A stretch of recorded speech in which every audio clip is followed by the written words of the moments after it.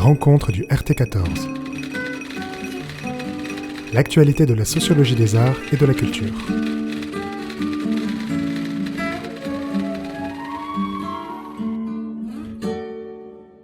Bonjour à toutes et à tous et bienvenue aux rencontres du RT14, le réseau thématique des arts et de la culture. Aujourd'hui, nous recevons Marion de Monteil pour son ouvrage « Inspecter la culture, une sociologie de l'écriture administrative ». Donc Marion de Monteil qui est maîtresse de conférence à l'université Picardie Jules Verne. Bonjour Marion. Bonjour. On va explorer cet ouvrage qui est synthétique. En moins de 200 pages, vous parvenez à rentrer dans la technicité, la genèse des rapports d'inspection du ministère de la Culture et vous interrogez sociologiquement la production de ces rapports, leurs fonctions, en révélant les profils sociaux des inspecteurs et des inspectrices. Vous réalisez ainsi une socio-histoire depuis la création du ministère des Affaires culturelles en 1959, en retraçant ses évolutions et en écrivant sa forme actuelle. Alors, j'aimerais réaliser cet entretien un peu dans le sens inverse du livre, en commençant d'abord par les rapports, ces rapports écrits, pour saisir leurs effets et leurs fonctions, ainsi que la place du secret. Ensuite, on verra pourquoi et comment le rapport se présente neutre, et sur l'importance de la revendication de l'indépendance par les inspecteurs. Et enfin, on fera un retour historique qui nous permet de prendre de la distance par rapport à ce travail des inspecteurs en revenant depuis la création de ce ministère des Affaires culturelles. Dernière chose, votre travail est avant tout une sociologie de l'écriture administrative, comme l'indique son sous-titre. J'ai voulu penser cette rencontre, nos échanges, en s'intéressant plus spécifiquement à la place de la culture et de l'art, en essayant d'orienter les questions en ce sens, puisqu'on est dans le RT spécifique à cela. Avant tout, est-ce que tu pourrais revenir sur la question qui guide cet ouvrage, état de la méthodologie ? Comment t'es venue cette interrogation et sur quels éléments empiriques tu t'appuies ? Merci. Alors, merci d'abord aux rencontres du RT14 de m'avoir proposé de présenter cet ouvrage. Et merci à toi, Tristan, pour tout le travail de préparation fourni. Donc, peut-être les premiers éléments pour présenter ce livre, c'est d'expliquer qu'il est issu d'un travail de thèse, mais qu'il fait le pari, donc une thèse que j'ai conduite entre 2013 et 2018, mais ensuite, ici dans l'ouvrage, le pari, c'est de prendre un objet qui soit un objet plus resserré. Ma thèse, elle était consacrée à l'institutionnalisation d'une inspection de la culture. Et là, dans cet ouvrage, j'ai voulu resserrer sur vraiment un objet qui est l'objet rapport d'inspection pour approfondir et travailler de manière plus précise, plus fouillée, ce sous-objet. Donc, on est vraiment sur un approfondissement et un prolongement d'un objet qui s'inscrit dans la continuité de la thèse. Donc, c'est vraiment plutôt la continuité et la mise à jour de ces réflexions. Il y a un affranchissement par rapport aux questions qui étaient posées dans mon travail de thèse. Et le point de départ, finalement, de cet ouvrage-là, c'est un ensemble de questionnements, d'étonnements, de décalage entre des représentations qui sont partagées, qui sont assez communes, qu'on trouve sur le terrain, qu'on trouve dans les médias, qu'on partage entre nous. Et puis ce que j'ai pu trouver, moi, dans les archives, puisque j'ai mis en œuvre une méthode mixte en travaillant sur des archives, en faisant des entretiens avec des inspecteurs en fonction et des inspecteurs retraités, et en constituant des bases de données à partir de ces matériaux-là pour adopter des analyses à la fois qualitatives et quantitatives. On pourra y revenir si vous le voulez. Donc ces points d'étonnement, c'était d'abord le fait qu'on a un certain nombre de représentations autour d'inspecteurs administratifs qui sont un petit peu des personnes un petit peu discrètes, pas très identifiables, on ne sait pas trop où ils sont, qui ils sont, comment ils travaillent, qu'on les imagine toujours en train d'écrire. Donc l'écriture, c'était finalement quelque chose qui est constitutif de ce travail de l'inspecteur. Et puis finalement, moi, dans les archives, quand je regarde dans les années 60, puisque je couvre la Ve République, je me rends compte que tous les inspecteurs n'écrivent pas, qu'ils écrivent parfois même très peu. qu'on a des inspecteurs qui en fait dirigent des institutions, qui sont à la tête de musées, à la tête de bibliothèques, qui peuvent être chefs de service dans l'administration. Donc je commence à avoir un certain nombre d'étonnements par rapport à ces représentations-là.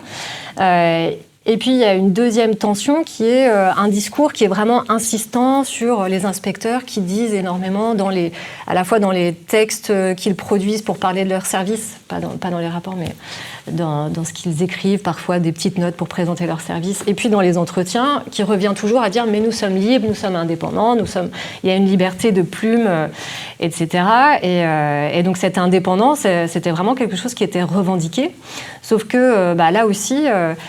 Quand on regarde la critique qui est faite le plus souvent à l'égard des inspections, c'est justement ils ne seraient pas indépendants, ils sont au contraire en service commandé. Et donc je me demandais pourquoi est-ce qu'il y avait toutes ces tensions-là. Et j'en suis venue à formuler une question plus transversale qui était finalement la représentation qu'on a aujourd'hui des inspecteurs. De quoi est-ce qu'elle est l'héritage ? Comment est-ce qu'elle a été naturalisée ? Comment est-ce qu'aujourd'hui on considère que par nature, un inspecteur et un rapport d'inspection, c'est quelque chose qui est neutre, c'est quelque chose qui est justement l'écrit, c'est central et c'est un instrument qui est neutre. Donc ce sont ces étonnements-là qui sont au départ du projet. Et plus largement, donc, on a une interrogation qui va concerner justement la construction de cette indépendance, de cette autonomie et son rôle en fait dans la conduite des politiques publiques, en s'intéressant ici plus spécifiquement aux politiques culturelles. Tu as donné un grand intérêt à l'IGAC. Est-ce que tu peux parler de cette institution d'inspection et sa place à la fois dans son enquête et au sein du ministère de la Culture ? Alors, il y a une clarification sans doute à apporter à la démarche et au champ couvert par l'ouvrage. C'est-à-dire qu'aujourd'hui, au ministère de la Culture, on peut, dénombrer un certain nombre de services d'inspection. Il y a l'inspection générale de l'administration, qui s'appelle l'IGAC, c'est l'inspection générale des affaires culturelles, qui est plutôt une inspection administrative, qui est directement rattachée au ministère de la Culture.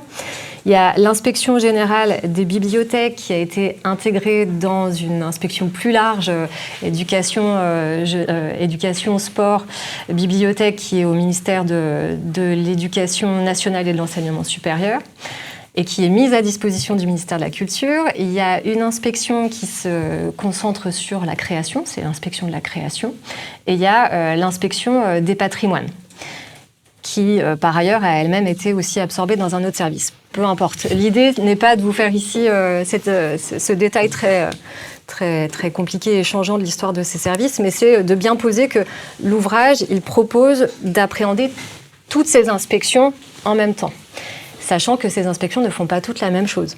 On a une inspection générale qui a une vocation plus administrative, qui en tout cas s'est positionnée comme étant vraiment une inspection sur le modèle des autres inspections générales administratives qu'on trouve dans d'autres ministères.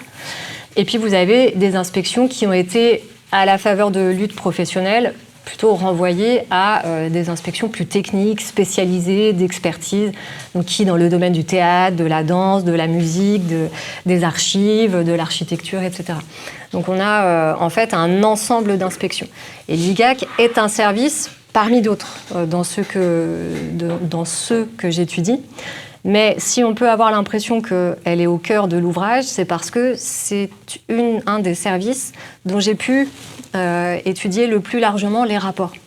C'est-à-dire qu'en fait, étudier les rapports produits par les inspections de la création ou des patrimoines, c'était plus compliqué parce que j'y avais plus difficilement accès. Donc, ce que j'ai fait, c'est que j'ai noué des accords avec l'IGAC pour pouvoir accéder à des rapports et constituer des bases de données. Donc, une base de données à l'époque de 2000 rapports que j'ai pu étudier. Donc, c'est ce qui peut donner cette impression d'une place centrale de l'IGAC, c'est surtout en fait des effets d'accès au terrain.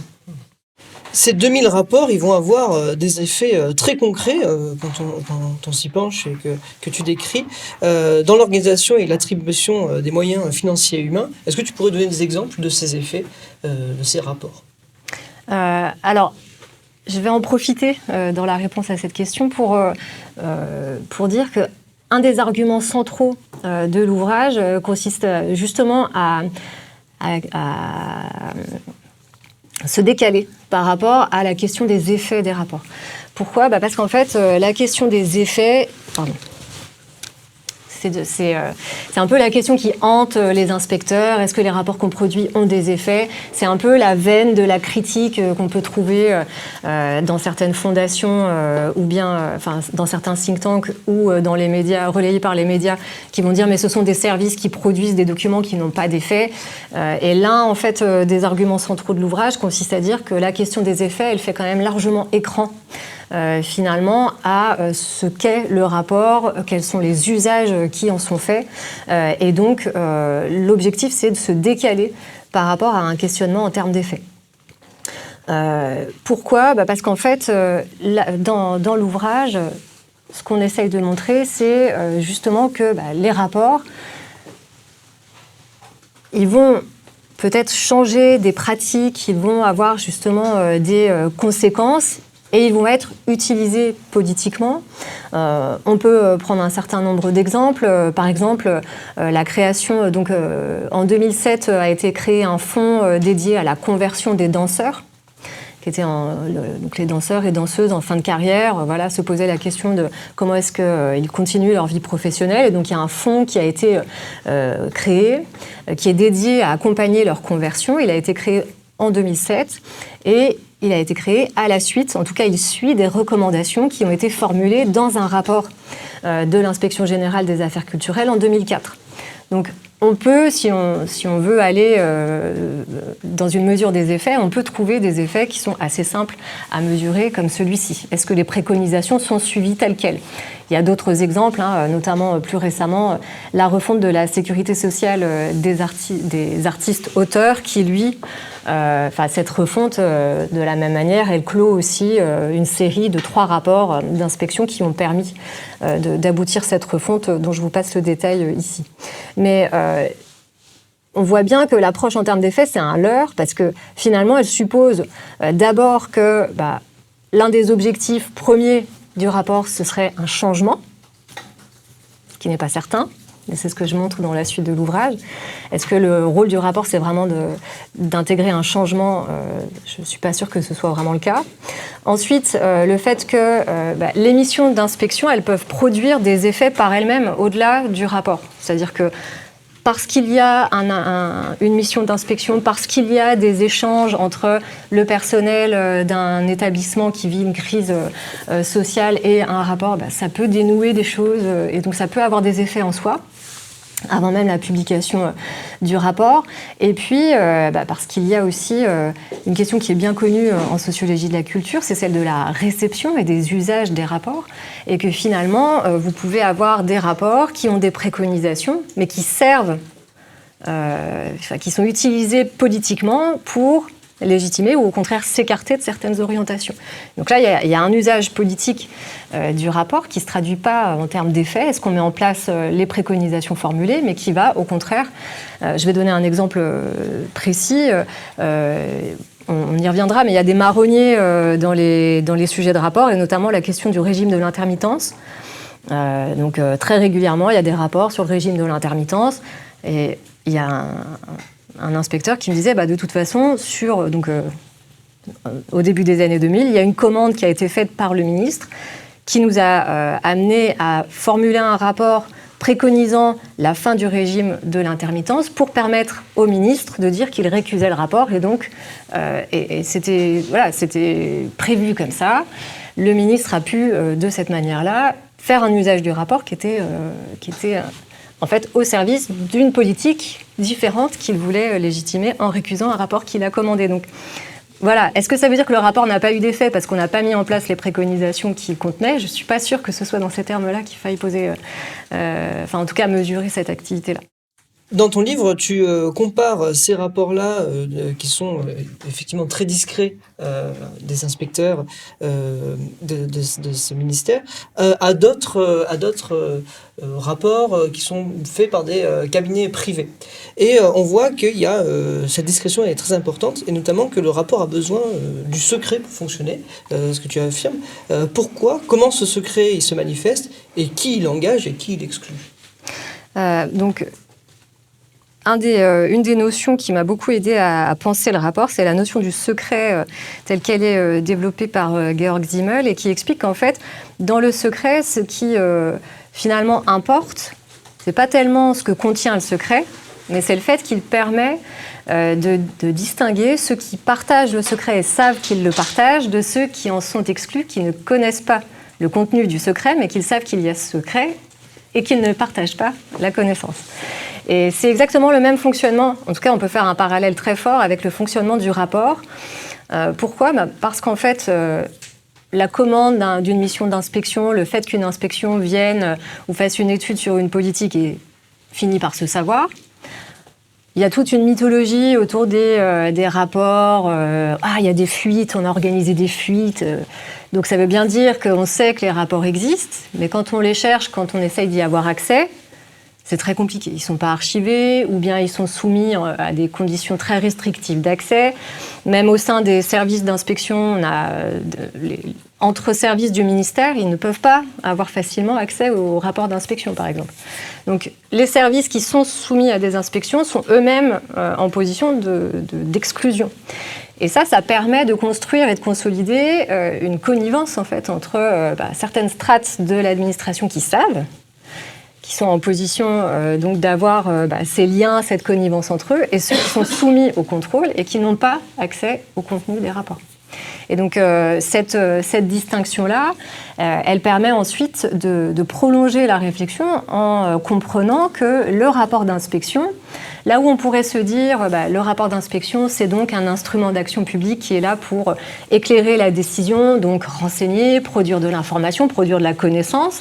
Ce que ça montre aussi, ces analyses-là, c'est que les rapports d'inspection, ils sont aussi là pour confiner des questions, c'est-à-dire pour les maintenir dans un entre-soi administratif, politique, qui consiste à s'emparer de certains sujets et faire en sorte qu'ils ne soient pas versés au débat public, puisqu'on ne connaît pas le contenu des rapports, ce n'est pas partagé, ça reste dans un entre-soi.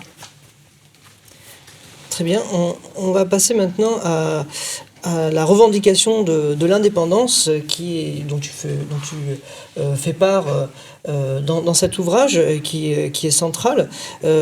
Tu notes que c'est un principe fondamental qui permet de légitimer les actions de l'État aujourd'hui, donc avec une transformation par rapport à avant. Comment les inspecteurs parviennent à se revendiquer indépendants et comment ça se traduit en pratique professionnelle ou managériale, comment ça se concrétise? Alors la question de l'indépendance, elle est, comme je le disais tout à l'heure, c'est un objet, un support de la critique qui est adressée aux inspections, c'est-à-dire que les rapports, pour avoir une légitimité, doivent être considérés comme n'étant pas uniquement une commande avec des conclusions déjà contenues dans la commande. Ça ne peut pas être du service commandé. Il doit y avoir une certaine autonomie, une certaine indépendance de ceux qui rédigent, celles et ceux qui rédigent les rapports.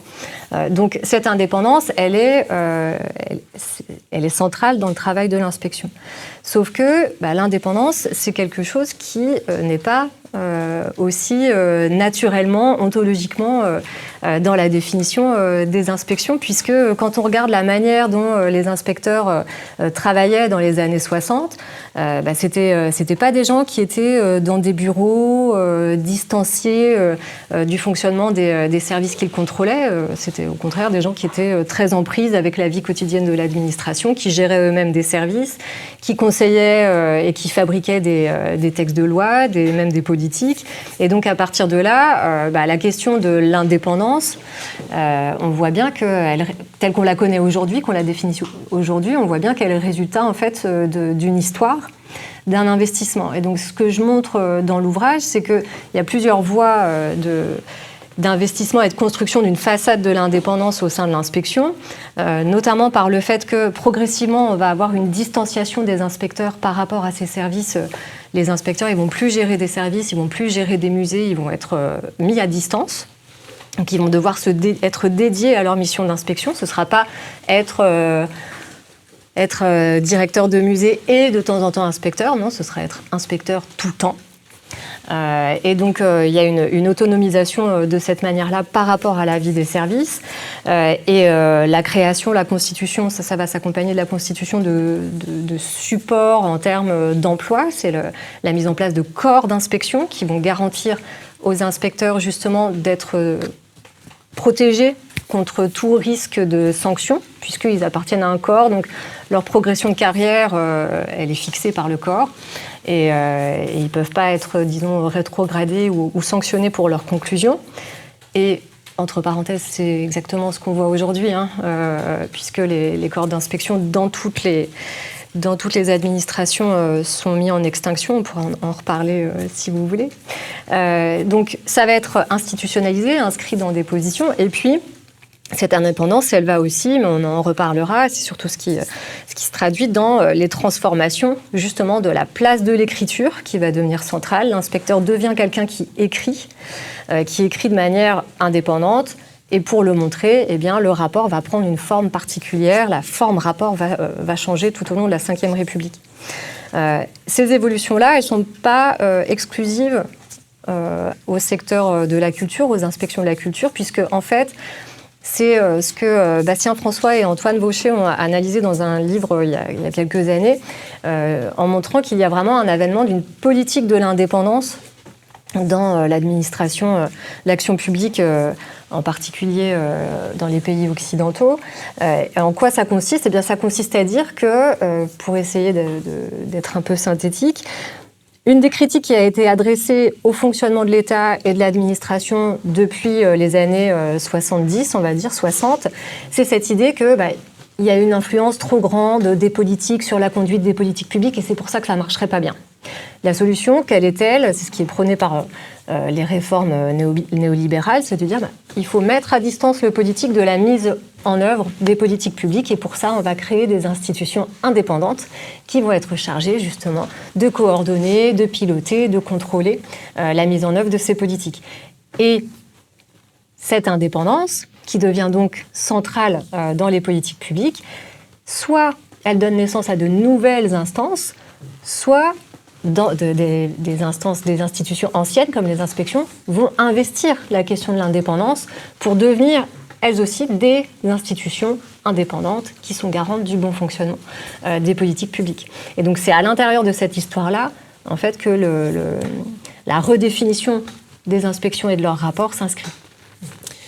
Peut-être qu'on peut revenir sur la place de l'IGAC à ce moment-là, parce qu'ils vont revendiquer cette indépendance et se positionner comme ceux qui vont définir l'inspection. Est-ce que tu peux revenir sur cette histoire-là ? Oui, alors c'est ce qu'on évoquait tout à l'heure sur l'idée qu'au ministère de la Culture, il y a pas un seul service d'inspection, il y en a beaucoup. Dans les années 80, on peut même en dénombrer quasiment une dizaine. Aujourd'hui, il y en a donc 4. Et à l'intérieur de ces inspections, coexistaient des définitions très différentes de ce que c'est qu'inspecter. Dans la culture, par exemple, dans les secteurs de la création, donc la danse, le théâtre, etc., l'idée même d'utiliser le mot « contrôle » est très problématique. Donc, il y a vraiment une définition de l'inspection comme une fonction de conseil, d'expertise, qui est vraiment aux côtés des artistes, qui n'est pas du tout la même chose, par exemple, dans un domaine beaucoup plus réglementé comme le patrimoine, où là, on va avoir également cette idée qu'il faut accompagner, conseiller, mais également l'idée de la place de la norme. Et donc, on avait cette coexistence de définitions très diverses, très hétérogènes de l'inspection, qui était encore une fois pas du tout fondée sur cette idée d'autonomie, de distance, d'indépendance. Et à l'intérieur de ces inspections, l'inspection générale de l'administration n'était pas celle qui avait la position la plus prestigieuse, loin de là. Les inspections de la création et celles des monuments historiques étaient bien plus prestigieuses, mais le coup de force a consisté, en fait, pour les inspecteurs généraux de l'administration, qui étaient de hauts fonctionnaires, de réussir, entre les années 90 et les années 2000, à disqualifier les définitions concurrentes, donc celles des autres inspections, en disant, voilà, ce que c'est qu'une vraie inspection, c'est une inspection qui a un regard transversal sur toutes les politiques du ministère, qui a donc cette position indépendante, ce que les inspections de la création du patrimoine n'ont pas, c'est leur argument, Et ils parviennent à faire reconnaître cette définition-là. Il y a même eu, dans les années 2000, un projet de réforme dans lequel les autres inspections n'avaient même plus le titre d'inspection. On parlait de services d'expertise qui auraient été dissous dans les services et donc qui ont bel et bien failli disparaître. Et d'ailleurs, l'inspection des patrimoines a disparu en 2021. Voilà, c'est la suite de l'histoire. Mais donc, il y a eu une imposition, en fait, au gré de cette lutte, qui sont des luttes entre groupes professionnels autour de la définition de ce qu'est une inspection. Et c'est ça qui va donner au rapport son rôle central, puisque, eh bien, selon cette définition, être un inspecteur, c'est écrire des rapports pour renseigner de manière indépendante et distanciée la décision politique. Et au-delà de cette revendication de l'indépendance, tu as pu observer des contraintes, notamment par des effets d'autocensure, mais aussi par l'action du chef de service. Est-ce que tu peux revenir sur ces contraintes qui s'imposent aux inspecteurs et comment ça peut remettre en cause, questionner cette indépendance et remettre du politique dans cette réflexion? Donc toute la question, une des questions, c'était finalement, d'un côté, on a la revendication de la liberté de plume. Alors, on n'est pas non plus des auteurs complètement indépendants, mais ça revenait quand même très, très souvent. Et de l'autre, les rapports sont quand même de plus en plus standardisés. Donc, je me posais un peu la question de comment est-ce qu'on résout cette question-là. Comment est-ce qu'on aboutit à des résultats aussi standardisés, sachant que théoriquement, il y aurait une liberté que les inspecteurs présentent comme presque complète. Et évidemment, quand on observe ces inspecteurs au travail, donc moi je ne les ai pas observés directement au travail, je n'ai pas pu le faire, mais par les entretiens que j'ai fait aussi commenter aux inspecteurs des rapports que je leur ai soumis pendant les entretiens pour qu'ils m'expliquent comment ça avait été fait. Ça permet de montrer qu'il y a tout un système d'accompagnement, de manière de contraindre sans le dire, à travers le fonctionnement même des services. Donc ça va être la mise en place d'un certain nombre de vade-mecum, de guides de réalisation du rapport, qui vont de la manière dont on doit mettre en page son rapport, qu'est-ce qu'on doit mettre comme partie, donc il y a même des plans types, jusqu'à la mise en place d'instances dans lesquelles on va présenter les versions intermédiaires de son rapport et les mettre en discussion par les pairs, qui représente une forme de contrôle et d'accompagnement. Donc certes, les inspecteurs peuvent rendre le rapport qu'ils veulent, mais ils sont accompagnés très largement pour se conformer aux normes du rapport à l'intérieur de leur service. Et les rapports qui s'écarteraient trop de ces normes sont là, en fait, disqualifiés par le chef de service qui rédige une note d'accompagnement, de restitution du rapport au moment où il le transmet. Donc si c'est l'IGAC, c'est transmis au ministre. Si c'est l'inspection de la création artistique, c'est transmis au directeur ou à la directrice générale de la création artistique. C'est accompagné d'une note par le chef de l'inspection qui, s'il veut enterrer un rapport, saura très bien faire passer le message selon lequel le rapport ne remplit pas les objectifs qui lui sont donnés. L'indépendance, c'est aussi une notion qui existe dans les secteurs culturels et qui participe aux actions du ministère de la Culture, puisque on va viser à promouvoir une indépendance face notamment aux forces du marché qui sont vues comme tendant à l'homogénéisation. Est-ce que tu as repéré des points entre cette revendication de l'indépendance culturelle et celle de l'indépendance de l'inspection? Dans quelle mesure ces deux types d'indépendance convergent, si ça converge? Alors, en fait, cette notion d'indépendance, on la retrouve effectivement à l'intérieur du champ de l'art et à l'intérieur du fonctionnement de l'IGAC et des autres inspections du ministère, mais elle recouvre plus des usages et des manières de se revendiquer indépendants ou bien de disqualifier des concurrents en disant qu'ils ne sont pas indépendants. C'est précisément ce qu'on retrouve à l'intérieur du champ de l'art, où finalement on a des pôles un pôle qui va se revendiquer plus autonome, plus autonome. Au sein des inspections, l'indépendance, c'est encore une fois une manière de construire la légitimité de sa position, de construire la légitimité des rapports qui sont produits, mais on en fait un usage en fait. On se revendique comme étant indépendant. Mais là, c'est dans des logiques qui sont des logiques administratives. Donc, il y a un parallèle, mais c'est pas la même chose. On ne parle pas de la même chose. Mais il y a une autre notion qui arrive et qui est à partir des années 2000, qui est celle de la diversité culturelle. Est-ce que cette notion-là est mobilisée dans les rapports ou dans les discussions autour de ces rapports ? Alors moi, j'ai pas trouvé que c'était récurrent. Après, voilà, encore une fois, j'ai pas eu accès à tout le corpus des rapports des inspections de la création ou des patrimoines. Donc, il y a sûrement des thématiques que je n'ai pas vues. Par contre, ce que je peux dire, c'est qu'on va avoir des sujets qui peuvent être considérés comme des marronniers. C'est ce que j'expliquais tout à l'heure à travers l'exemple du régime de l'intermittence. On va avoir aussi des sortes de serpents de mer, un peu de bizutage même, c'est-à-dire que par exemple, il y a des institutions qui sont très compliquées à inspecter. On sait que le fonctionnement est problématique, mais ces institutions sont dirigées par des personnalités artistiques que le politique refuse de démettre de leurs fonctions. Et donc, il y a des inspections qui sont régulièrement diligentées pour essayer de réguler les conflits sociaux à l'intérieur de ces institutions-là, tout en sachant que de toute façon, le politique n'agira pas pour faire changer la direction de ces institutions. Alors c'est peut-être un petit peu nébuleux ce que je vous dis là, mais j'ai le souvenir d'une inspectrice qui m'avait raconté que, alors on va appeler cette institution artistique l'institution Alpha par exemple, que voilà, un des premiers rapports qu'on lui a confié, c'est l'inspection de l'institution Alpha, qui était dirigée par ce qu'elle appelle un cadre. Et en fait, on lui confie cette inspection-là, puis elle en parle avec ses collègues, et tous ses collègues lui disent « Ah oui, cette inspection, ma pauvre, bon courage ». Et elle ne comprend pas très bien, et puis en fait, parce qu'elle ne vient pas du même champ, donc elle ne connaît pas bien les personnes et l'histoire de cette institution. Et en fait, quand elle va dans l'institution Alpha, au bout d'un moment, elle comprend que c'est genre le 5e rapport sur cette institution-là, que la personne qui la dirige ne sera jamais démise de ses fonctions. Et donc, elle va produire un rapport qui n'aura effectivement, pour le coup, pas les effets qu'elle pourrait escompter. Et en plus, elle doit mesurer ce qu'elle écrit, puisqu'il ne faut pas non plus froisser les personnes qui sont à la tête de cette institution. Donc on va avoir des sujets qui peuvent être récurrents pour différentes raisons. On va avoir aussi des sujets qui vont changer en fonction des époques.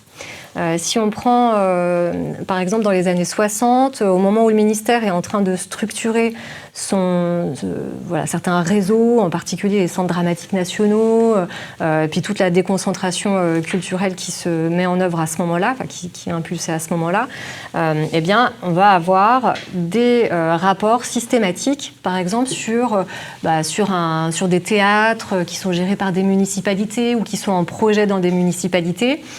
Et donc, il y a quelque chose de systématique. On a des séries de rapports sur toute une série un ensemble de théâtres en région. Et là, l'objectif, on comprend, quand on voit les évolutions historiques, c'est qu'à ce moment-là, le but, c'est de voir quel est l'état d'esprit des collectivités, des maires de communes, vis-à-vis de ces équipements culturels, et comment est-ce qu'on peut effectivement espérer qu'ils se maintiennent ou qu'ils s'inscrivent dans la perspective de la déconcentration culturelle de l'époque. Et donc ça, c'est très présent dans les années 60, ça l'est plus du tout dans les années 90, par exemple, où là, on va avoir un changement avec la systématisation d'inspection dans les services déconcentrés, mais où on est beaucoup plus sur des approches en termes de structuration, est-ce qu'ils sont organisés, quels sont leurs moyens, quelle est la comptabilité qu'ils mettent en place, comment c'est géré, quels sont leurs équipements, combien il y a de salles, combien ils ont d'effectifs.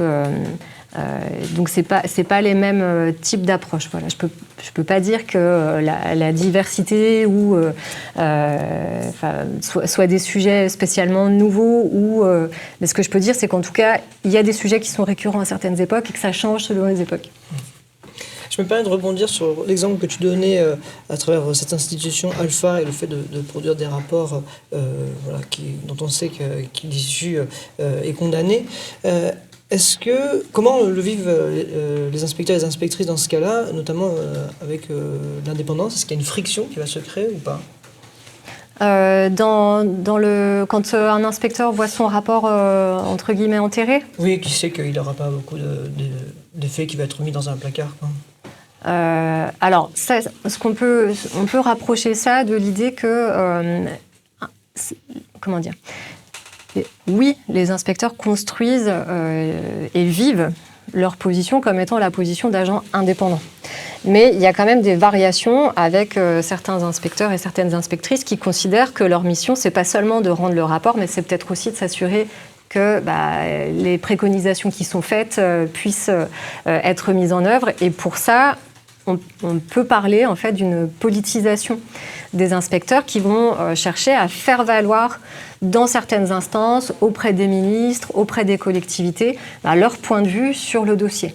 Et donc ça va se jouer dans des réunions de restitution où ils vont essayer de se faire entendre. Et pour augmenter leurs chances d'être entendus dans ces réunions de restitution avec les ministres, par exemple, il y a toute une organisation au niveau des inspections qui consiste à voir comment est-ce qu'on peut préparer la réception du rapport, s'entraîner pour le présenter au ministre de la manière la plus convaincante possible, sachant qu'il y a toujours très très peu de temps qui sont accordés, donc il faut être bref, il faut être percutant. Et ils s'entraînent, ils font des sortes de jeux de rôle pour réussir en fait à être les plus convaincants possibles quand ils présentent les conclusions de leur rapport dans un temps très limité à des directeurs ou à des ministres. Voilà. Après, il y a cette idée que certains inspecteurs peuvent organiser les fuites de leurs propres rapports. Voilà. C'est des choses dont j'ai entendu parler, mais je ne suis pas en mesure empiriquement de renseigner, de documenter ces pratiques-là. Donc, je peux difficilement en dire plus. Alors on en a déjà parlé, mais on va revenir sur cette histoire de l'inspection. Notamment, j'ai eu un étonnement à la lecture du livre quand tu présentes des premiers rapports qui sont écrits à la première personne qui assume une subjectivité et un style littéraire. Alors je ne résiste pas à l'envie de lire un de ces extraits de ces anciens rapports. Ça commence comme ça. Quand on arrive par un après-midi aigre, engivré et tranchant dans la sous-préfecture d'Aubusson et qu'on aperçoit l'école nationale d'art décoratif comme un château d'eau dominant la Creuse fougueuse, on se sent à la fois dans et hors du temps.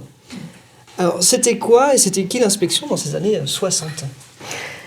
Donc, dans les années 60, on a cette diversité d'inspections. Donc, on a autant de types de profils que de types d'inspections.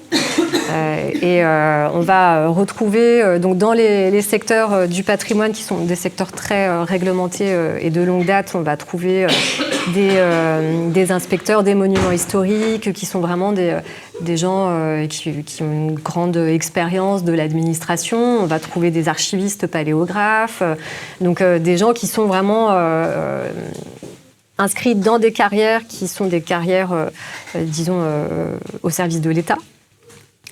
Dans les secteurs de la création, ce n'est pas du tout les mêmes profils, puisqu'on va accueillir ici des inspecteurs et des inspectrices. D'abord des inspecteurs, parce que c'est féminisé tardivement, les inspections, qui sont d'abord qui sont des gens en seconde partie de carrière. Donc on va trouver à l'inspection de la musique, on a des compositeurs, on a des musiciens professionnels.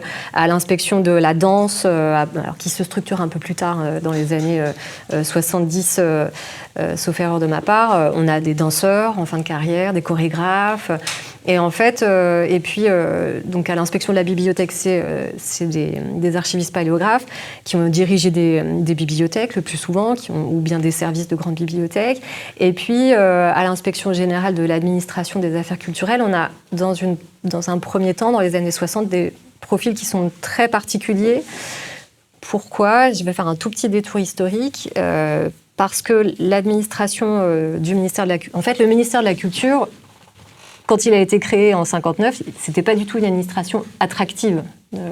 Les hauts fonctionnaires, les énarques n'avaient aucune envie d'y aller parce que il n'y avait pas de perspective de carrière en fait. Et donc, même si les inspections c'est des postes de fin de carrière ou de seconde carrière, c'était très compliqué d'avoir des inspecteurs et inspectrices à ces positions-là qui soient issus des autres administrations. Et donc, ce qui s'est passé, c'est que le ministère a bénéficié de la décolonisation, puisqu'on rapatriait en fait les administrateurs de la France d'outre-mer il fallait les réintégrer. Et pour les réintégrer, eh bien, l'inspection, ça a été quand même une place de choix, parce que c'est des belles fins de carrière. Et ce sont donc des, entre guillemets, d'anciens colos qui faisaient les inspections dans les années 60 pour le ministère de la Culture. Donc, on peut trouver une certaine continuité dans les rapports d'inspection de ces inspecteurs avec des rapports de tournée qu'ils faisaient dans les anciennes colonies, en fait. Et qui vont puiser dans certains stéréotypes dont tu fais part, notamment oui. de genre. Oui, bah, c'est vrai que la manière d'écrire, du coup, à l'époque, dans les années 60, on n'est pas du tout face à des rapports qui sont diffusables. Alors déjà, aujourd'hui, soi-disant, ils sont diffusables, mais c'est quand même assez compliqué d'y avoir accès. À l'époque, ça ne circulait pas du tout. Et on était vraiment dans une perspective qui était le point de vue de l'inspecteur sur une structure, sur un territoire qui vise à renseigner, comme je le disais tout à l'heure, plutôt un contexte politique, notamment à travers le cas des inspections dans des théâtres pour savoir ce qui pouvait en être de la déconcentration. Et donc à partir de là, on a vraiment une manière d'administrer la preuve qui s'inscrit, qui convoque effectivement donc, la conviction personnelle, mais qui convoque aussi des stéréotypes. Hein. Quand on va dans l'Est de la France, on va juger que une direction régionale des affaires culturelles en Alsace, c'est normal qu'elle soit bien gérée parce que c'est conforme à l'état d'esprit germanique de cette région de la France. On va considérer que le directeur, à l'époque le directeur d'un centre d'art à Tours, il a un comportement qui est assez mesuré, comme on peut l'attendre des gens de Touraine. Voilà, donc on va avoir des manières d'administrer la preuve qui sont vraiment ancrées dans des stéréotypes de tout type, y compris des stéréotypes de genre, où les directeurs sont des gens toujours posés, distants, là où les secrétaires sont toujours pimpantes et les gardiens influencés par leurs épouses qui sont toujours vénales, quoi. On retrouve beaucoup ce type de formulation dans les rapports des années 60, effectivement. Ce qui en fait inscrit aussi les rapports dans une continuité très forte avec ce qui se faisait au XIXe siècle dans les rapports préfectoraux, par exemple, ou dans les rapports que François Buton analyse quand il étudie la politique de prise en charge du handicap autour de la surdité, sauf erreur de ma part. Alors pour arriver à l'inspection telle qu'on la connaît aujourd'hui, à travers une standardisation dont tu parlais, un rapport impersonnel, il a fallu tout un ensemble de transformations dont on a évoqué notamment ce recours à l'indépendance et ces transformations néolibérales de l'État. Tu notes une transformation qui passe par le changement de l'illusion des inspecteurs. Qu'est-ce qui a changé à ce niveau-là et comment ça a changé ? En effet, il y a une précision sur laquelle je voudrais insister par rapport à l'ouvrage, c'est que à aucun moment il n'est question de dire qu'il y a un cynisme derrière cette idée de l'indépendance. Les inspecteurs revendiquent et se revendiquent d'une liberté de plume et d'une autonomie à laquelle ils croient. C'est-à-dire que c'est pas un cynisme qui consisterait en façade à dire nous sommes libres et indépendants et à se mettre au service d'intérêts économiques ou politiques de l'autre. Il y a vraiment un sens du jeu inspectoral et aujourd'hui, ce jeu inspectoral, il consiste effectivement à être et à se penser indépendant, beaucoup plus que et au service donc de fournir des données neutres pour éclairer la décision publique, là où dans les années 60, on était davantage là, effectivement, pour, comme je le disais, faire part de son opinion, son appréciation sur une configuration politique éventuellement territoriale, ou la conduite, ou bien la qualité d'un travail artistique, et ensuite discuter directement, voire contribuer à la définition de certaines politiques publiques. Donc les inspecteurs, comment est-ce qu'on peut expliquer finalement qu'ils se croient effectivement en toute bonne foi, libres de leur plume, c'est parce qu'il y a un fonctionnement administratif qui est construit autour de cette idée d'indépendance et qui va notamment reposer sur le fait que la meilleure manière d'obtenir un rapport sur lequel on n'a pas besoin d'intervenir de manière coercitive pour obtenir les conclusions qu'on attend, c'est encore de choisir l'inspecteur dont on sait qu'il va aboutir aux conclusions qu'on attend. Alors, c'est pas très clair ce que je viens de dire, mais il y a une formulation, je trouve, limpide dans un des entretiens que je cite, qui consiste à dire un bon chef d'inspection, c'est celui qui a l'intelligence de confier le rapport au bon inspecteur. C'est-à-dire qu'on sait, le chef d'inspection sait quelle est la commande qu'on lui a donnée, quel est le sous-texte de la commande, et parmi ces inspecteurs, il sait quelle est celle ou celui qui va produire le rapport conforme à ce sous-texte. Et j'ai, par exemple, ça pose la question d'acteurs d'inspecteurs et d'inspectrices qui sont peut-être moins clairement dans cette illusion-là, qui la partagent moins et qui vont progressivement être mis à l'écart, être marginalisés du travail d'écriture. On a différents cas, mais on peut, par exemple, penser à un inspecteur qui a clairement une expérience militante syndicale très forte, donc qui avait, je ne vais pas donner trop de détails sur sa trajectoire, mais on peut retenir ça, qui avait donc des prises de position par rapport à certaines volontés de réforme organisationnelle, et donc à chaque fois qu'il proposait de prendre en charge un rapport, à chaque fois, le chef de service lui disait « Non, mais là, je ne suis pas sûre que ce soit une bonne idée. Tu devrais plutôt travailler sur autre chose. Là, ce serait pas mal.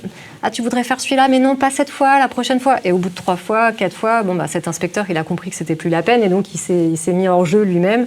Et il n'a plus proposé de prendre en charge aucun rapport. Et voilà. Donc, il y a cette idée que, oui, on a d'autant plus le sentiment de pouvoir écrire ce qu'on veut, qu'on est conforme aux attentes de l'institution, et le fonctionnement de l'institution permet justement de perpétuer cette conformité. Et les demandes de ces rapports, ils viennent aussi d'une construction de problèmes publics, de questions, de certaines questions, qui se font à la discrétion de l'administration, quelque part, où tu vas repérer certains acteurs de son administration, du gouvernement, qui vont mettre à jour ces questions-là. Est-ce que tu peux détailler un peu plus cette construction de demande de rapport ? Alors, il y a un fil transversal à l'ouvrage qui est la question justement du confinement, de la non-construction des problèmes publics, puisque c'est un ouvrage qui s'inscrit en sciences politiques, même s'il utilise les outils de la sociologie. Et donc on reprend la question des problèmes publics. Et là, c'est l'idée, finalement, il y a des rapports qui sont faits sur des problèmes, mais il y a aussi des non-rapports qui sont faits sur des problèmes. C'est-à-dire qu'il y a des problèmes qui ne donnent pas lieu à des rapports. Et donc comment est-ce qu'on peut expliquer ça ? Et pour essayer de l'éclairer, je suis le fil, le parcours de la commande du rapport jusqu'à sa diffusion. Et ce qu'on voit, c'est que dans cette étape de la commande du rapport, il y a plusieurs dynamiques parallèles. On peut en distinguer 2. Il y a un moment où les inspections se réunissent, font une sorte de brainstorming, pour le dire vite, pour identifier les sujets sur lesquels elles pourraient proposer des inspections. Elles aboutissent à une liste. Est-ce qu'on va donc d'établissements ou de politiques qu'elles proposent d'inspecter. Elles le font ensuite remonter à leur chef de service, qui va ensuite voir ça donc avec leur supérieur hiérarchique, soit le directeur général de la création, soit le ministre. Et ensuite, c'est validé. Donc, ça, c'est un premier type d'identification des sujets. Les services... tous les services de l'administration vont être consultés pour savoir s'ils ont des sujets qu'ils voudraient voir inscrits au programme des inspections. Donc, ils font remonter ces sujets-là. C'est inscrit aussi dans leur liste. Donc ça, c'est un premier canal. Les inspections et les services de l'administration identifient ensemble des choses. Et un deuxième canal, c'est au fil de l'eau, dans l'année, on peut avoir des choses qui remontent des services déconcentrés ou de certaines collectivités ou de certains établissements qui supposent en fait d'intégrer de nouveaux sujets en cours d'année. Et ce qu'on observe, c'est que finalement, quand on consulte les administrations pour qu'elles fassent remonter les sujets qui les intéressent, une des pratiques, c'est que on va plutôt proposer d'aller voir et d'aller inspecter des sites, des châteaux, des musées où il n'y a pas trop de problèmes, plutôt que des châteaux ou des musées où il y a beaucoup de problèmes, puisque l'administration sectorielle va plutôt chercher à gérer ça dans son entre-soi, sans que ce soit pris en charge par l'extérieur. Donc ça se joue au niveau des administrations, mais ça se joue aussi plus largement au niveau de collectivités ou de directions régionales qui vont préférer garder certains sujets dans un entre-soi et donc ne pas les communiquer pour qu'ils ne soient pas traités, en fait. Cette transformation du rapport, est-ce qu'elle a eu un effet sur le pilotage des politiques culturelles, la façon d'envisager les politiques culturelles? Alors je pense que c'est plutôt l'inverse. C'est-à-dire que c'est la transformation des politiques publiques, la transformation des politiques culturelles en particulier, qui ont permis, qui expliquent que certaines inspections, et en particulier l'IGAC, puissent s'investir dans une nouvelle manière de travailler, enfin en tout cas une manière renouvelée au fil des années, et aboutir au rapport qu'elles produisent aujourd'hui. C'est plutôt dans ce sens-là que dans le sens inverse. Je ne pense pas que les rapports d'inspection transforment la manière de concevoir les politiques publiques. Je pense que c'est plutôt dans l'autre sens. Et tu as aussi remarqué que l'IGAC ou les inspecteurs de la culture peuvent se positionner contre certaines standardisations, contre certaines restrictions budgétaires. Je le fais peut-être un peu rapidement là. Mais parce qu'ils inspectent justement la culture, qui est un domaine particulier. Comment ça se passe concrètement ? Alors, en effet, une des évolutions qu'on observe tout au long depuis les années principalement 60 jusqu'à aujourd'hui, c'est que les rapports, ils sont non seulement écrits de plus en plus à plusieurs, mais ils sont aussi écrits de plus en plus avec d'autres services. Par exemple, l'Inspection générale des affaires culturelles, elle va travailler avec l'Inspection générale des finances ou avec l'Inspection générale des affaires sociales. Enfin voilà, il y a d'autres services. Les inspections de la création sont amenées à travailler entre elles, donc le théâtre avec l'action artistique. Enfin voilà, on va avoir des croisements, et puis aussi l'inspection de la création avec l'IGAC. Enfin voilà. Donc il y a des croisements. Et ça peut aboutir à des conflits de culture institutionnelle. Et un exemple emblématique, c'est quand l'IGAC, qui porte en fait la culture et les intérêts de la maison culture, travaille avec la finance, avec l'Inspection générale des finances, qui, elle, est porteuse d'une perspective. Ça y est, son nom m'échappe, mais qui a travaillé sur la direction du Trésor. Excusez-moi, je trouve plus son nom, mais enfin, il parle des moines soldats. C'est ceux qui sont là vraiment pour garantir la tenue du budget, le fait qu'on a une gestion rigoureuse. Et donc, c'est deux cultures qui se rencontrent pour inspecter certains sites. Et par exemple, autour d'un grand musée parisien, il y avait une inspection comme ça, inter-inspection, IGAC, IGF et puis une autre. Et là, il y a eu une tentative de la part de l'Inspection générale des finances d'imposer une lecture dans le rapport qui soit une lecture en termes il faut préconiser l'externalisation des services de gardiennage et de surveillance pour faire des économies budgétaires. Et là, en fait, c'est exactement la position inverse de celle qui était défendue au ministère de la Culture, et plus spécifiquement par les inspecteurs de la culture qui étaient associés à cette mission. Et là, on atteint un point de rupture, parce qu'en fait, le rapport de force dans cette inspection conjointe, il est défavorable à la culture, qui est moins légitime, moins dominante que la finance, et qui va trouver comme voie de sortie la position qui consiste à refuser de signer le rapport. Donc, la culture refuse de signer les conclusions du rapport, mais ça, c'est vraiment la position extrême, ça arrive quand même très peu. Mais ça montre bien qu'on peut avoir des points de friction et des cultures institutionnelles. Que les inspections conjointes sont aussi des espaces dans lesquels on va quand même porter les intérêts de la maison. Et chacun porte les intérêts de sa maison. Donc, je le dis de manière très simplifiée, mais je reprends ce terme des intérêts de la maison de Jean-Michel Emery, mais c'est cette idée-là que, en fait, les inspecteurs, même s'ils sont indépendants, même s'ils sont autonomes, en fait, ils sont politisés, puisqu'ils portent aussi les intérêts auxquels ils sont acculturés. Alors, avant de passer la parole au public, j'ai une question qui m'est venue, qui est peut-être un peu naïve, qui est cette question qui concerne les financements. Parce qu'on observe une baisse des financements publics dans la culture qui concerne en réalité surtout les régions. Et finalement, quand on regarde le budget du ministère de la Culture, il est en augmentation. Est-ce que l'inspection a joué un rôle dans cette évolution différenciée ? Est-ce que le ministère a été défendu, pour le dire grossièrement, est-ce que le ministère a été défendu par les inspecteurs, ou est-ce qu'au sein de ce ministère, il y a beaucoup d'institutions qui sont ininspectables, comme on en parlait tout à l'heure?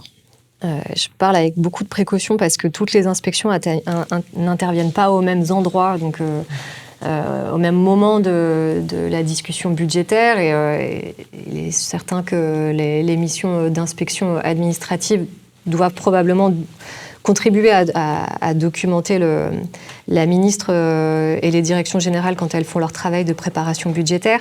Mais en tout cas, ce que j'ai pu observer dans les inspections, mais aussi sur d'autres terrains, c'est que si l'inspection intervient, c'est plutôt à l'échelle des dialogues de gestion des directions régionales des affaires culturelles, qui sont les services de l'État en région. Et c'est là où elles vont peut-être aider à défendre certaines demandes budgétaires. Mais ça n'est pas par là, en tout cas, qu'elles vont contribuer à défendre le budget du ministère de la Culture au moment de la préparation des lois de finances. Je pense que c'est quand même des niveaux d'intervention, on est au niveau beaucoup plus infra avec les inspections que le niveau du budget global du ministère. Donc oui, par la production de notes, mais voilà, ça me paraît compliqué de... Mais merci beaucoup pour ces échanges, Marion. On va pouvoir passer aux questions du public. La prochaine séance des rencontres sera le 12 mars et qu'on accueillera Philippe Steidner, et l'entretien sera animé par Myrtille Picot. Merci beaucoup pour ta présentation.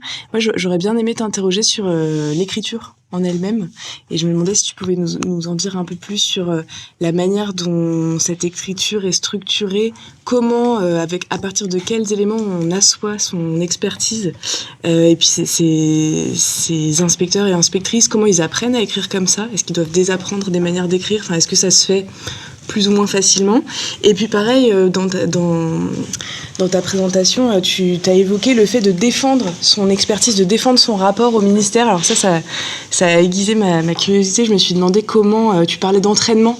Tu disais qu'ils pouvaient être amenés à s'entraîner avant de faire cette présentation. Et donc je me demandais en fait sur quels étaient les leviers pour rendre sa présentation convaincante. Comment est-ce qu'on s'adaptait éventuellement aux différentes couleurs politiques? Est-ce que ça, c'est un enjeu pour les inspecteurs, et comment ils travaillent vraiment leur texte oral ou écrit? Alors sur la première dimension, comment est-ce qu'on apprend à écrire, tu as raison, c'est d'autant plus pertinent que je disais que les inspecteurs et inspectrices étaient en seconde carrière, voire en fin de carrière. Donc du coup, il y a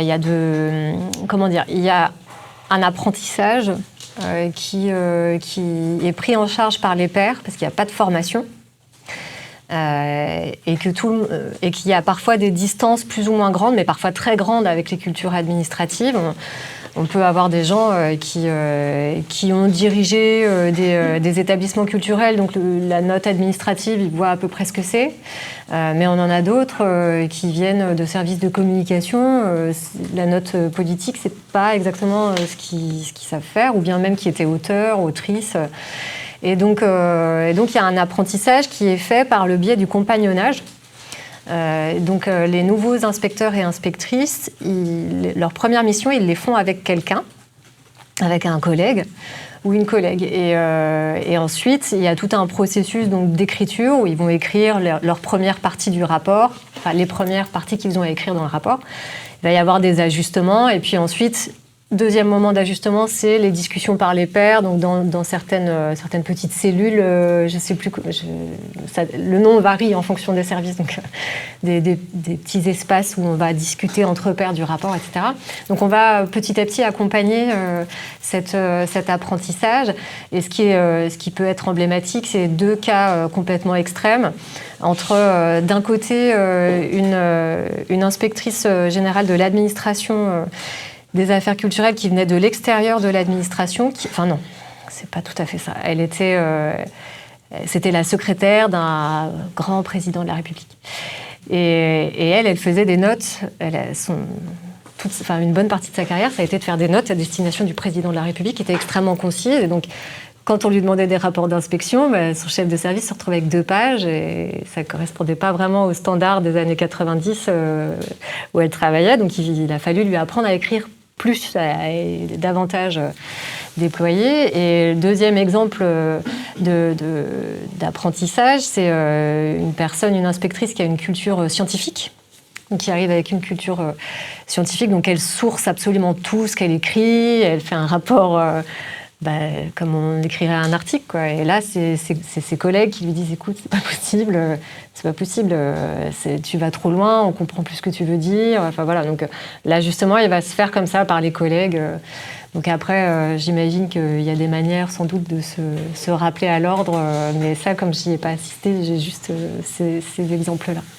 Le deuxième volet de ta question, c'était comment est-ce qu'on fait valoir son rapport donc comment on s'y entraîne, est-ce qu'on s'adapte à des couleurs politiques. Donc là, il y a 2 choses. La première chose, c'est quand on rédige un rapport, il y a une manière d'anticiper la réception du rapport. Et donc, pour que le rapport puisse être reçu, il faut, ça fait partie aussi de cet apprentissage-là, proposer des préconisations qui ne soient pas trop ambitieuses. Il ne faut pas proposer des choses qui soient des réformes complètes parce que ce ne sera pas saisi et ce ne sera pas mis en place. Donc, un des moyens d'essayer de faire passer les choses, c'est plutôt des réformes, justement pas des réformes, des préconisations par petites touches, faisables. Évidemment, pas de préconisation qui suppose des augmentations en termes de dépenses. Et puis l'autre, donc ça c'est vraiment sur la rédaction, on anticipe la réception de cette manière-là.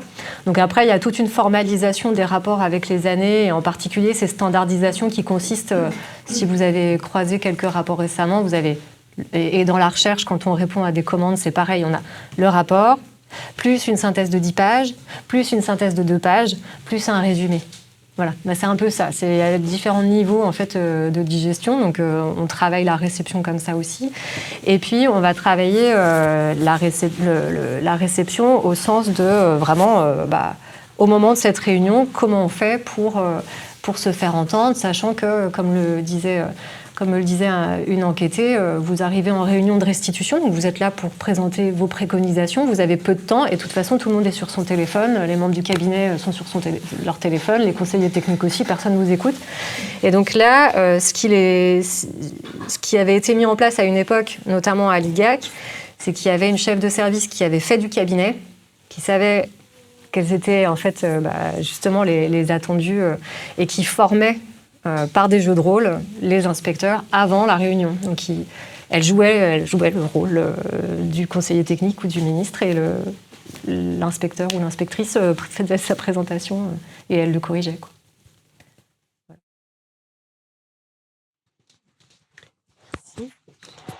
Bonsoir, merci pour cette conférence. Je me posais la question par rapport à l'accès à l'intégralité des rapports. Quand vous disiez que vous n'aviez pas eu accès à tout, je voulais savoir si c'était simplement une affaire de quantité excessive qui faisait que ce n'était pas possible de tout consulter, ou si c'était un problème de délai de communicabilité des dossiers qui éventuellement ne vous aurait pas été communiqué en raison de la loi des 50 ans qui protège le jugement sur une personne, ou enfin voilà, d'où venait cette question de restriction en fait? Alors, la question de la restriction, elle est multiple. La première, c'est que pour avoir une idée de ce à quoi on a accès, il faudrait avoir une liste des registres de rapports, sauf que ça n'est systématisé. Par exemple, dans plusieurs inspections, il y a des rapports d'activité qui sont vraiment systématiques à partir des années 80-90. Donc, pour remonter les années précédentes, ça veut dire qu'il faut passer par les fonds d'archives. Sauf que il y a beaucoup d'inspecteurs qui n'ont pas versé leurs fonds ou qui les ont versés de manière incomplète. Et donc, c'est pour ça aussi que j'ai été obligée de me concentrer sur un seul service, parce que ne serait-ce que pour reconstituer la liste intégrale des rapports qui ont été rédigés, et encore dans les années en 1960, je suis pas exhaustive, je pense. J'ai dû reprendre tous les versements, pister dans les différents cartons quels étaient les rapports, donc dans les inventaires, pas dans le carton lui-même, quels étaient les rapports disponibles, constituer une base de données. Je suis arrivée à 2000 rapports. Là, j'ai fait un sondage, donc j'ai tiré au sort une centaine de rapports que je suis allée ensuite consulter quand c'était possible, ou bien j'ai demandé des dérogations sur les cartons dans lesquels étaient les rapports. Et j'ai eu des dérogations dans certains cas, mais pas dans d'autres. Et plus on approchait des années 2000, et moins j'avais les dérogations, en fait. Mais j'en ai eu quand même, mais j'en ai eu très peu. Et la part communicable, diffusée sur Internet des rapports aujourd'hui, elle est très très faible. Et par exemple, un service comme l'inspection des patrimoines, il n'y a rien en ligne. Donc, l'inspection de la création, il y a des choses en ligne, mais l'inspection des patrimoines, jusqu'à récemment, il y avait très peu de choses. Donc, voilà, j'ai des... Voilà.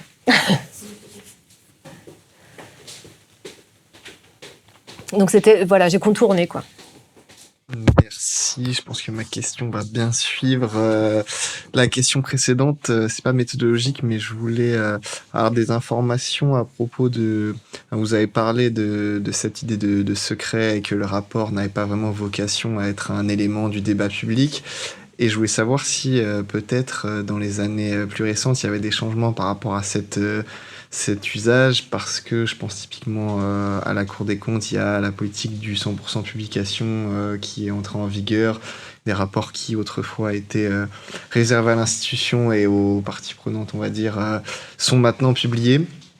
Et là, il y a un exemple typiquement très très récent d'un rapport de l'IGAC sur le pass culture qui a été rendu public et qui a été un élément pour le ministre pour dire non mais en fait je veux... Voilà, donc je voulais savoir est-ce que c'est juste à la discrétion du ministre de faire verser ça au débat public dans son intérêt, enfin voilà, quels étaient un peu les jeux politiques autour de ça. Oui.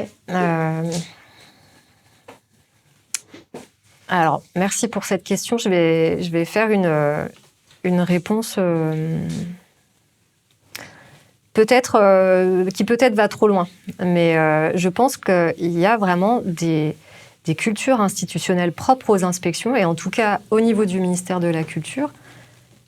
Peut-être que ponctuellement, le ou la ministre peut pousser la publicisation d'un rapport si, en effet, il y a un usage politique qui peut en être fait. Mais je pense qu'il y a une véritable résistance de la part des inspections à communiquer leurs rapports, parce que c'est pour elles la construction de leur rôle, qui doit être un rôle quand même de discrétion, préserver leur indépendance. Voilà, je pense que ça... C'est peut-être, comme mon terrain s'arrête en 2019, même si j'ai fait des mises à jour depuis, mais ça peut... Voilà, c'est peut-être un petit peu prospectif, mais parce que, par exemple, ne serait-ce qu'obtenir la venue d'inspecteurs et d'inspectrices pour faire des discussions publiques sur le livre n'est pas possible. C'est-à-dire qu'ils refusent de participer à des discussions, à des tables rondes autour de l'ouvrage. C'est vraiment des services qui vivent dans cette discrétion, cette distance. Et donc, la publicisation, ça va à l'inverse complet de cette culture-là. Voilà, donc je pense qu'autour de ça, il y a vraiment un écart très fort entre la position qu'a construite la Cour des comptes, qui se place en juge de l'action publique, par rapport au service d'inspection sectorielle, en tout cas pour ce qui est de la culture. C'est vraiment... Et puis, je pense que la culture, elle a un statut particulier, parce que comme le disait tout à l'heure Tristan, la question de l'indépendance et de l'autonomie de la création, elle a posé très très tôt. Ça a été un enjeu très tôt au niveau du ministère de la Culture, c'est-à-dire que mettre en place une politique culturelle qui s'accompagne d'un service d'inspection sur la création qui est réputé libre, voilà, c'était quand même un enjeu, donc c'était important qu'elle soit discrète, cette inspection. Et donc la mettre en avant, je pense que ça reste quand même problématique dans un secteur comme celui de la culture. Problématique, non pas au sens normatif, ça reste problématique au sens où il y a des résistances institutionnelles, quoi. Bonjour, donc merci pour cette communication. Donc une question qui va un peu dans le prolongement des questions précédentes. C'est à propos, effectivement, ce que j'ai saisi, c'est des jeux de pouvoir cognitifs au sein des inspections, avec effectivement une espèce de stratification selon le degré de connaissance. Et alors, par rapport justement à cette culture du secret, est-ce que c'est aussi pour faire une rétention d'informations, pour défendre son pouvoir d'autonomie, notamment pour faire les inspections? Est-ce que vous pourriez développer un petit peu ce point, enfin, ce que vous avez pu percevoir dans les entretiens avec les inspecteurs, inspectrices sur ces enjeux de pouvoir vis-à-vis de la rétention des informations dans les rapports? Alors sur les enjeux autour de la rétention de l'information, je vais juste me décaler un tout petit peu, mais c'est parce que l'utilisation du terme cognitif m'y amène. Quand je parlais tout à l'heure de travailler la réception des rapports, c'est que des informations, un savoir, une connaissance, elle peut être partagée que si on peut en faire la réception, s'il y a quelqu'un qui peut en faire la réception quelque part. Je vais préciser.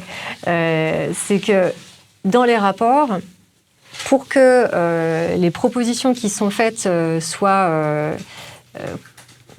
saisies, comprises, il ne faut pas qu'elles s'éloignent trop justement des cadres cognitifs dominants.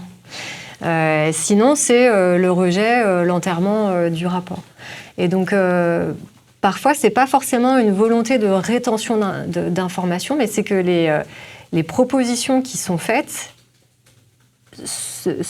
supposerait une telle remise en question de l'ordre institutionnel existant qu'on ne peut pas l'entendre, qu'on ne peut pas entendre ces préconisations. Alors je continue à essayer d'être plus précise, mais c'est vraiment un des apports des études sur l'ignorance institutionnelle qui m'a permis de mettre ça un peu au jour. C'est qu'on a certains rapports, par exemple, notamment un rapport autour de l'inaliénabilité des collections des FRAC, où dans les années 90, on a un inspecteur, donc on est dans les années 90, qui est mandaté pour faire un rapport sur les fonds régionaux d'art contemporain, donc qui sont une structure cofinancée par les collectivités et par l'État, et qui ont des problèmes budgétaires. Et donc lui, il propose alors, et ces fonds régionaux ont constitué des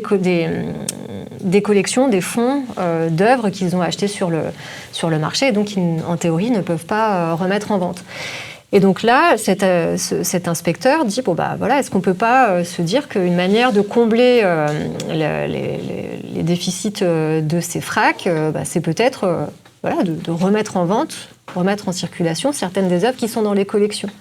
Et on est dans les années 90. Aujourd'hui, on est un peu plus acculturé, on a un peu plus l'habitude d'entendre ce type de discours-là, mais à l'époque, c'est une idée qui est complètement, qui est inaudible en fait. C'est-à-dire que le conseiller technique en charge de ces dossiers-là, lui dit non mais c'est très bien ton rapport, mais on va rien en faire. Il lui dit comme ça, on va rien en faire parce que on s'écarte tellement de tous les totems en fait de la culture qui justement est là pour préserver la création des enjeux économiques et permettre cette autonomie. Et là en fait justement on va se servir des œuvres qu'on a achetées pour renflouer les caisses en les vendant.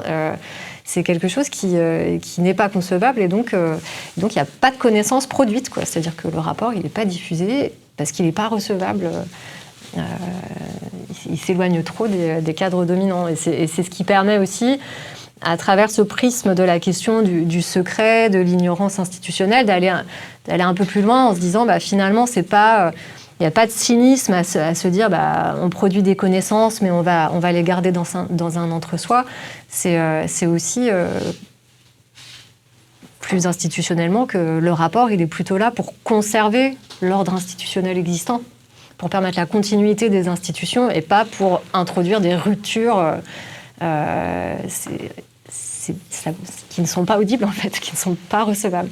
Donc c'est pour ça que cette notion d'ignorance, elle permet de comprendre en fait ce rôle fondamental du rapport qui est celui de la continuité et à mon sens c'est la thèse que je défends en tout cas, c'est la continuité, la préservation de l'ordre et pas le changement.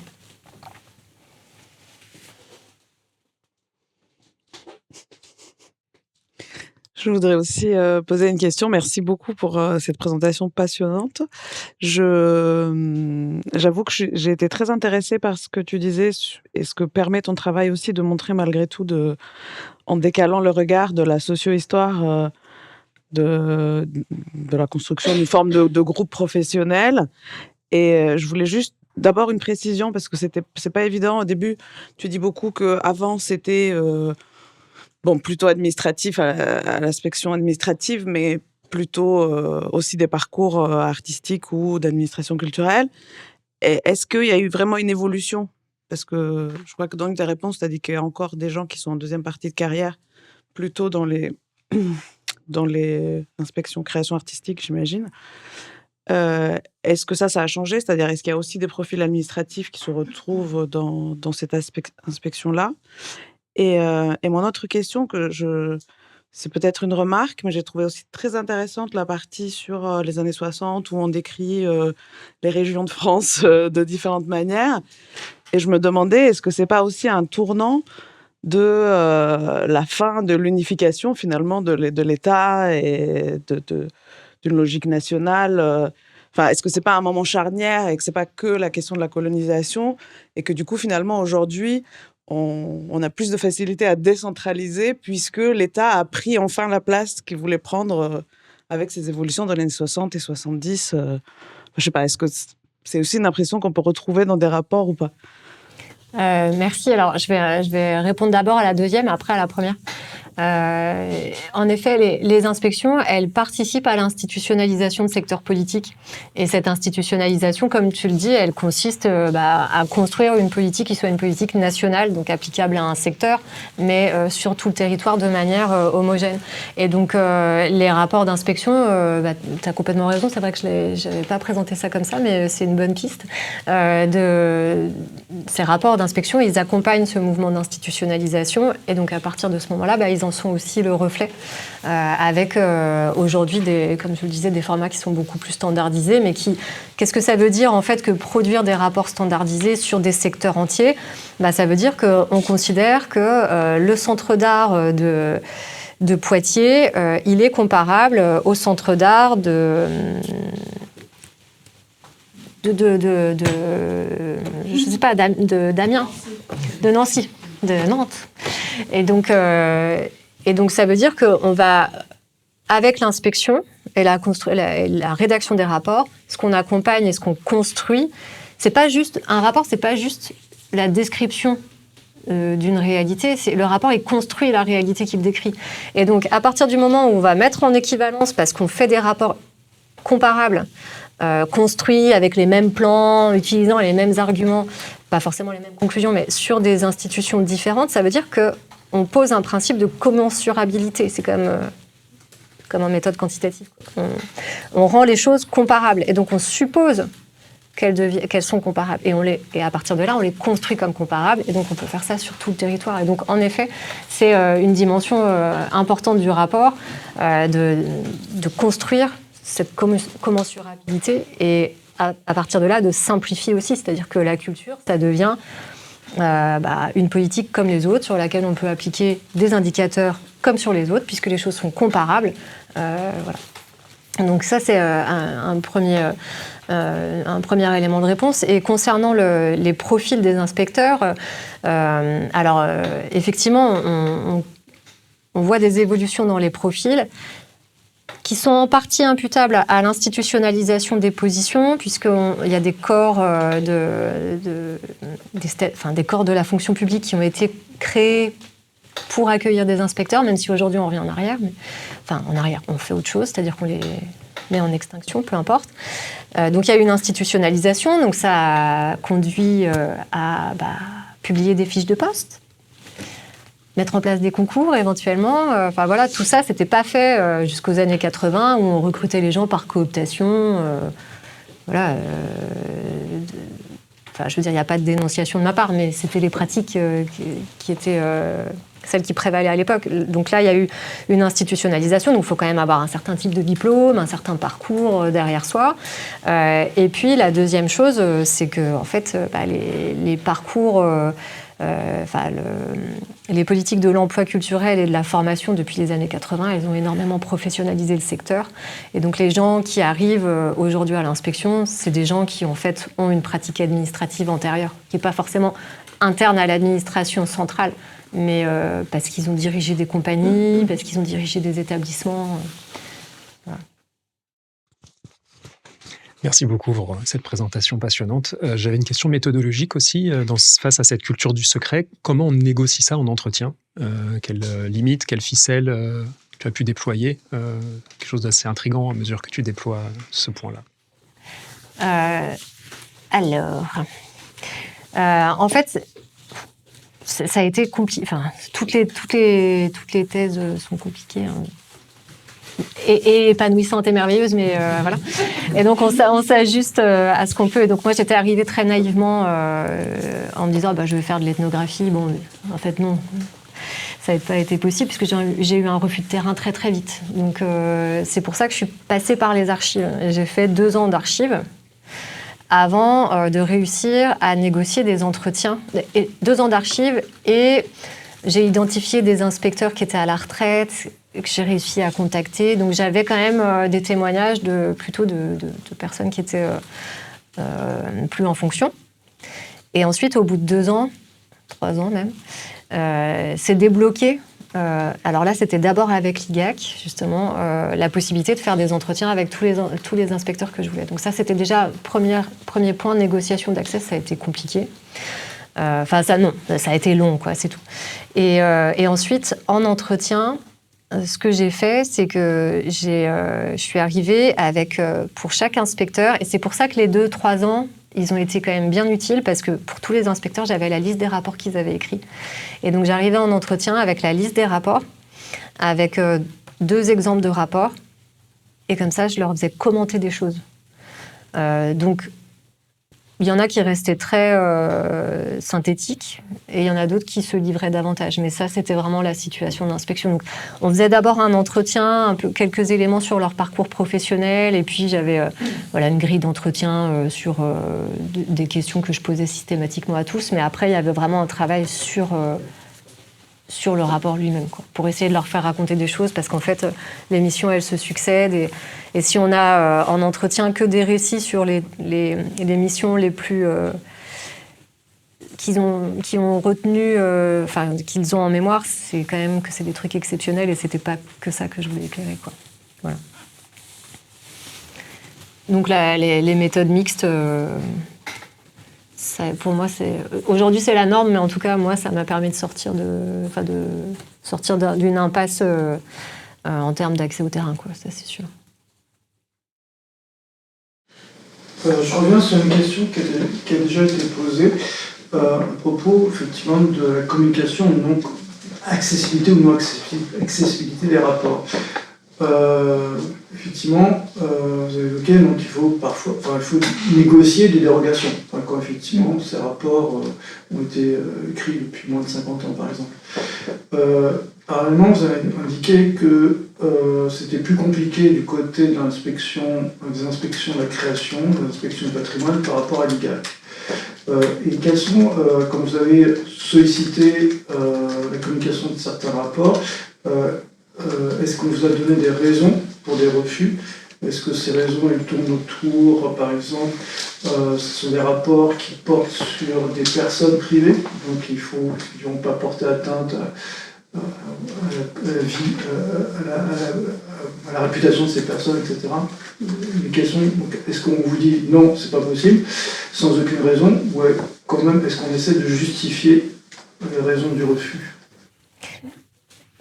Merci. Alors, il se trouve que l'inspection de la création, elle met quand même des choses aussi en ligne. Il y a des répertoires. Alors, les inspections, elles sont dans le silence. C'est-à-dire que elles vous disent pas non, elles vous disent rien. Donc, vos demandes de dérogation, juste elles dépassent le délai et c'est fini. Mais vous ne savez pas pourquoi, en fait. De la même manière, vous formulez des demandes par mail, vous essayez d'ouvrir des terrains et on ne vous répond pas. Donc, de la même manière, vous proposez de participer à des tables rondes et on ne vous répond pas non plus.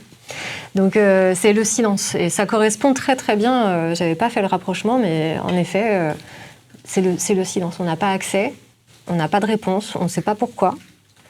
Parce que ce sont des institutions qui sont dans cette culture de la discrétion, donc il ne faudrait pas qu'elles soient exposées. Et donc, pour répondre à votre question, je ne sais pas. Alors après, il y a des inspecteurs en entretien qui me disaient, voilà, il y a quand même beaucoup de données personnelles, donc à partir de là, c'est difficilement communicable. La CADA, donc ce qui devait garantir l'accès des syndicats, passait par la CADA pour avoir accès aux rapports qui concernaient leurs organisations. Et au bout d'un moment, ils recevaient des rapports complètement biffés qui étaient à moitié illisibles, en fait. Donc, voilà, moi, j'ai pas fait ces démarches-là parce que je me suis dit, si c'est pour recevoir des trucs illisibles, puis je vais pas faire ça pour 150 rapports. Ça me paraissait pas une méthode complètement porteuse, quoi. Bon. Donc, voilà, ça, c'est un côté. Et par ailleurs, ça a été aussi assez parlant, je pense. L'inspection de la création artistique, elle met à disposition des rapports, des listes de rapports. Et alors eux, pour le coup, vraiment, ils ont accepté la restitution. On a discuté ensemble. Et ils me disaient, mais si nos rapports sont disponibles, etc. Et en fait, ils sont disponibles sur un lien que si on n'est pas interne au service, les personnes extérieures ne peuvent pas y avoir accès, quoi. Ils n'en ont pas connaissance, donc ils n'y ont pas accès. On est toujours sur ces enjeux de connaissance, quoi. Voilà, mais il y a beaucoup, beaucoup de silence. Faut s'attendre à du silence, en fait. Donc, ce qui explique sans doute qu'une grosse partie du travail de ce livre, c'est de travailler sur la non-connaissance, sur le silence, sur le confinement. Mais encore une fois, il n'y a pas de... le but n'est pas de... Il n'y a pas de cynisme. Je pense que c'est vraiment des cultures d'institutions, une illusio inspectorale qui explique ça. Oui, à propos de la publication, vous avez parlé d'un cas du ministre qui commande un rapport pour dire le contraire en disant en le récusant. Est-ce qu'il y aurait aussi des cas où ça agirait sous une forme de contre-feu, c'est-à-dire on sait qu'une institution, par exemple la Cour des comptes, je reprends cet exemple, mais ou privé ou un parti politique va attaquer telle politique et on va commander un rapport interne pour que là on dise non mais nous on a un rapport qui va totalement dans l'inverse, c'est des jeux de politiciens, etc. Regardez par exemple. Est-ce que vous avez connaissance de cas comme ça ou... Alors pas dans ces termes-là, mais je pense que en effet ça doit exister. Après la difficulté c'est que quand ils font des rapports, ça prend du temps, donc le contre-feu, il peut pas être immédiat, donc il faut quand même ils peuvent travailler très vite, hein, mais bon, s'il s'agit d'inspecter une structure ou une politique, ça prend quand même un peu de temps. Et que par ailleurs, faire contre-feu à des rapports d'autres inspections ministérielles, en fait, ils se retrouveraient à inspecter ensemble, normalement. Ils devraient faire l'inspection conjointement, je pense, parce que c'est justement un des... Enfin, il y a plein de justifications à ça, mais un des facteurs de réception du rapport, c'est qu'il soit légitimé, validé par le secteur qui est concerné par l'inspection. Je pense que ça aide aussi, donc voilà. Donc, s'il n'y a pas d'autres questions, on va pouvoir clore cet échange. Et merci Marion pour tout ce travail et pour tes réponses. Merci au public également pour vos questions. Et nous nous retrouvons, je le rappelle, le 12 mars pour le livre de Philippe Steiner sur une sociologie de la fête qui sera animé par Misty Picot. Merci beaucoup.